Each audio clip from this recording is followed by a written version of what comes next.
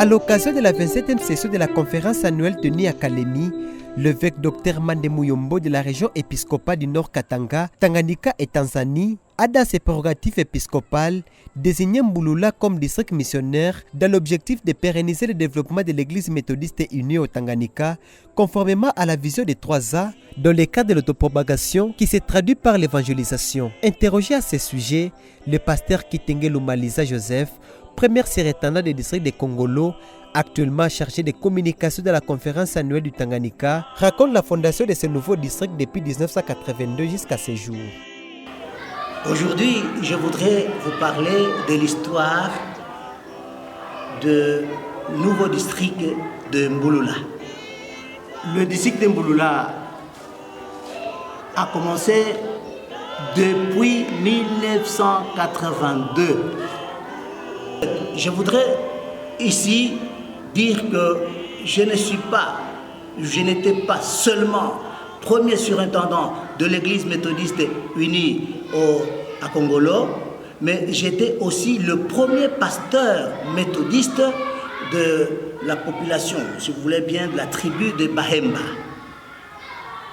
Le tout premier pasteur. C'est une petite note que je voulais ajouter à cela, avant de continuer.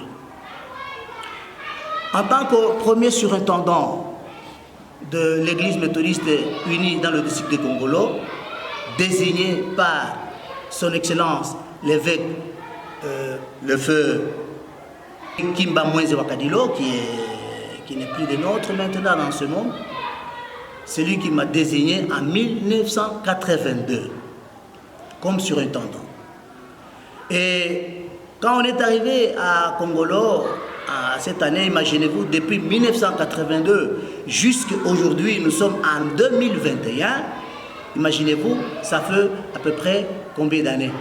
Une trentaine d'années, donc 39 ans pratiquement. C'est une histoire qui date de très longtemps. Quand j'étais surintendant, la toute première chose que j'avais essayé de faire, Dieu a mis à mon cœur un poids. Il a mis à mon cœur l'esprit de la grande commission, c'est-à-dire l'ordre suprême de notre Seigneur Jésus-Christ, qui dit « Allez dans toutes les nations, faites de tous les disciples de Jésus-Christ pour la transformation du monde. » Voilà ce qui est pesé dans mon esprit. Voilà ce qu'a été ma mission. Quand j'étais arrivé à Kongolo, la première des choses, j'ai compris que la population de Kongolo est subdivisée en deux parties. C'est-à-dire, il y a la rive gauche et la rive droite. La rive gauche comprend les peuples Luba. Donc la rive gauche est habitée pratiquement d'abord par les Bayashi. Et après les Bayashi, nous avons les Baluba, nous avons les Basonge, nous avons les Bakusu qui se trouvent juste au côté là à Lubunda. Ça, c'est ce qu'on appelle la rive gauche. Et de l'autre côté de la rive droite, nous avons les Bahemba. Les Bahemba se retrouvent aussi de l'autre côté, mais leur côté, c'est la rive droite. Et je voudrais faire remarquer une chose.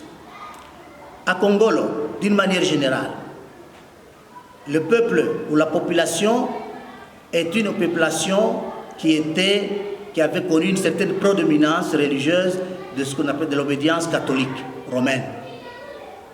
La plupart des gens étaient chrétiens catholiques. Pourquoi? Parce qu'ils sont venus les premiers là-bas.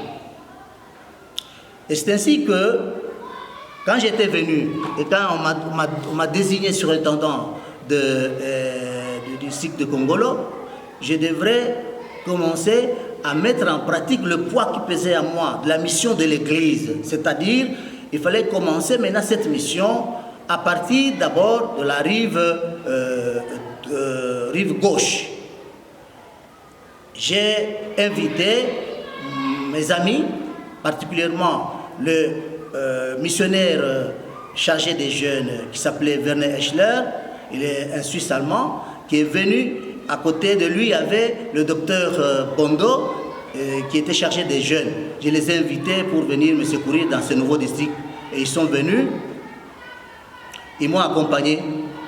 C'est avec eux qu'on est allé d'abord du côté de la rive gauche, on est allé à Tchofa, chez les Bassongue. Et à partir de là, c'était juste le point de départ de l'église méthodiste unie chez les Bassongue, à Tchofa particulièrement, avec le révérend Kazadi Loulou, qui était juste le premier pasteur là-bas et qui est devenu après tout le premier surintendant, et après il était désigné l'évangéliste de la conférence du Tanganyika, et il est mort. Et après ça, je me suis tourné du côté de la rive droite, chez les Baemba. Avec le poids que Dieu a mis à mon cœur, c'était juste la mission de l'église, il fallait l'accomplir. J'avais organisé dans une équipe de 5 personnes, cette équipe était composée d'abord premièrement de moi-même, pasteur Kitenge, du directeur Chibaz Chip, il était directeur de l'école primaire ou même ville. C'était composé de Nyembo Adissi, c'était composé de Nyembo, qui était devenu le premier pasteur de Sola, du cycle de Sola aussi, et c'était composé aussi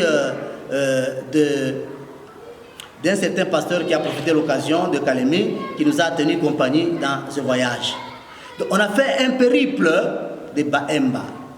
C'est à cette période-là, à la fin de notre périple, on est arrivé en Mbouloula. Et quand nous sommes arrivés en Mbouloula, nous avons prêché l'évangile. Il y avait un papa, un commerçant à ce moment-là, c'était un tout petit, une petite agglomération. Un papa qui s'est converti et l'église a recommencé. Nous avons laissé l'église à Mbouloula entre les mains de l'ingénieur Ngandou. Ngandou, c'est un tété là qui était un fonctionnaire au niveau du projet Nord-Chab à cette époque-là. C'est lui qui était resté responsable. Parce qu'à Congolo, notre désignation, disons notre mission de surintendance n'a pas tellement duré. Une année après, après notre mission, on est parti de Congolo pour d'autres tâches de l'église. Et le surintendant qui est venu, bon, vous savez, nous sommes différents, s'est d'abord préoccupé des autres choses, mais Mbouloula est resté. Arrivé en 1987, c'est alors qu'il y aura un évangéliste du diocèse qui s'appelle Kabila Wakubangi Mayo. À cette époque, c'était un pasteur. Il est descendu sur Mbouloula. Il a prêché. Il était accompagné aussi d'une équipe. Une équipe parmi lesquelles il y avait les jeunes. Aujourd'hui, il est devenu surintendant de Kalemi, les jeunes qui bondongent ici, et les autres qui sont maintenant des pasteurs à Kamina et ils sont allés à Zimbabwe, des choses comme ça. Ils peuvent se retrouver lorsque je suis en train de parler. Après ce moment-là, ce pasteur, Kabila Wakubangi est venu, il a fait comme je venais de le dire, il a prêché. Et il a trouvé 45 personnes qui sont converties. Fort malheureusement. Le surintendant de la place, à cette époque-là, c'était un feu de brousse, hein, un feu de paille, à un moment donné, la situation, il n'avait plus de traces. C'était parti. Et voilà, tout ça, la première étape, c'était l'étape à l'épiscopat de l'évêque Ngoï Kimamouza Kadilo. Et arrivé maintenant en 96, c'est l'épiscopat de son excellence Tambon Kuluntanda. Et Mbouloula était toujours dans le silence. Maintenant, nous sommes très reconnaissants parce que pour moi, c'est un privilège et une grâce de parler de cette histoire aujourd'hui. À l'époque maintenant de son excellence, l'évêque Dr Mande Muyombo, c'est maintenant que Mbouloula commence à prendre maintenant la forme. L'évêque Dr Mande venait de désigner, à partir de l'année passée, ça fait déjà une année depuis la désignation du nouveau district de Mbouloula, il a désigné Tchona le révérend Chona, qui est aujourd'hui le premier maintenant surintendant du nouveau district de Kongolo, c'était, comme je vous dis, c'est un compagnon de lutte lorsqu'on est allé pour la première fois, comme je vous l'avais déjà dit, à faire l'évangélisation à Mbouloula. Et c'est une grâce pour lui aussi d'aller retrouver son travail qu'il y a 39 ans. Voilà le peuple de Dieu. Ce que je voulais tout simplement mettre à votre connaissance, surtout aux jeunes et aux jeunes pasteurs qui sont aujourd'hui appelés à remplir, à accomplir la mission de l'Église. Nous sommes appelés d'élargir, de faire de tous les disciples de Jésus-Christ. C'est ainsi que cette action entreprise maintenant, la mission de l'Église, à partir de l'évêque Dr Mande Muyombo, doit être soutenue. Cette œuvre du nouveau district de Mbouloula doit être accompagnée par quiconque est appelé, quiconque a ou sent cette mission, la mission de la grande commission que notre Seigneur Jésus nous a confiée. Voilà l'histoire, c'est un fait historique, effectivement, un fait historique, un fait du passé, et qui doit servir de modèle pour des générations et des nations. Les jeunes aujourd'hui, les jeunes pasteurs aussi, doivent imiter cet exemple. Ils doivent comprendre que le passé peut nous servir aussi pour améliorer notre avenir, notre présent et pourquoi pas notre avenir. Voilà pourquoi nous avons voulu mettre à votre portée les débuts de cette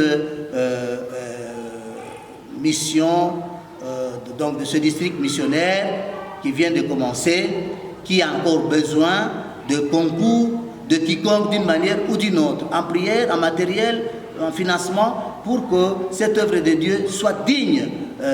Parce que vous voyez, aujourd'hui, vous allez voir que l'Église d'abord est en paille, ce qui est indigne pour l'Église du Seigneur, l'Église de Dieu. L'Église est en paille. La maison du surintendant, pour le moment, vous l'avez vu, c'est une maison en location. Voyez-vous que l'œuvre de Dieu doit être digne de son nom. C'est un appel que je voudrais lancer à tout un chacun qui se sent interpellé, qui puisse se sentir interpellé pour accomplir dignement cette œuvre du Seigneur. J'ai dit, je vous remercie. Retenons que Mbouloula est compté parmi les 14 districts ecclésiaux de la conférence annuelle du Tanganyika, aux côtés de Kalemi, Manono, Kabalo, Kongolo, Kitanda, Kabimba, Nyunzu, Sola, Chofa, Kiziuki, Kiambi, Ankoro et Mbouloula dont on parle.